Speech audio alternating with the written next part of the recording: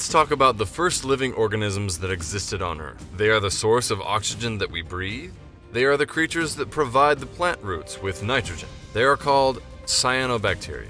God created these bacteria 3.5 billion years ago, and since then, they have been doing their job in an excellent manner. If it were not for them, no living creature would be technically alive today. But what are the features that make them so important? Right. So the bacteria you're referring to have been evidenced in the fossil record at least 3.8 billion years ago in what are called stromatolites. And these are basically mounds of petrified sedimentary layers that have been laid down over time by bacterial mats, secreting compounds that basically solidify into rock-like structures.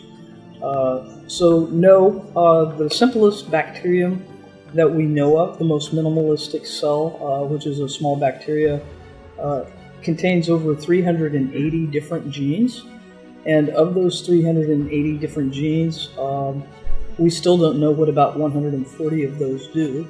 So it's a highly complex organism that has a very complex genome. So they're not simple organisms, and it's apparent that there were probably more than one type of bacteria in the early fossil records. And so we have a diversity, we have a complexity, even at the simplest and earliest life forms. The free nitrogen molecules in the atmosphere are one of the basic elements in proteins. Plants cannot use this element directly. Therefore, cyanobacteria, with a process called fixation, convert it into a form that can be used by the plants. Cyanobacteria carry out many different cellular activities in the same cell, such as protein synthesis, photosynthesis, respiration, and nitrogen fixation. In order to do all this, they use a three-layer membrane system, called the outer membrane, cell membrane, and thylakoid membrane system. This whole membrane system makes cyanobacteria the most complex member of the bacterial kingdom. 3.5 billion years ago, which is a period of time the evolutionists try to dismiss as primitive, God created the most complex member of the bacterial kingdom. These bacteria have accomplished such great things that if it were not for them, it would not have been possible for any living creature to survive today. Now let's talk about the properties of cyanobacteria. They alone can photosynthesize and produce 30% of the oxygen in the atmosphere. Their DNA contains information about specific proteins that protect them against the sun's harmful rays, and they can filter out ultraviolet rays. But proteins produced by some of their species render many viruses non-functional, including the HIV virus.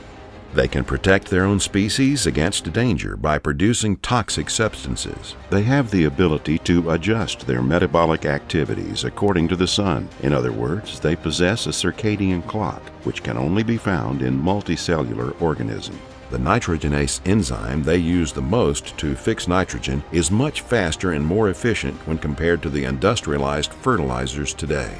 It is because this same process requires a temperature of 400 degrees centigrade and a pressure of 200 to 350 atmospheres in a factory, whereas cyanobacteria can perform the same process easily at normal temperature and under normal pressure. In this documentary, we talked about the fact that life can only exist through the will of God, and that God created the whole world and everything in it for a purpose. There is not a single simple structure in either single-celled or multi-celled organisms. On the contrary, there is an extraordinary technology in all of them. All systems exist as a whole and can only function when they are complete. This is the only way for life to exist. The mind that created all these things belongs to Almighty God, who is all-knowing and has infinite knowledge.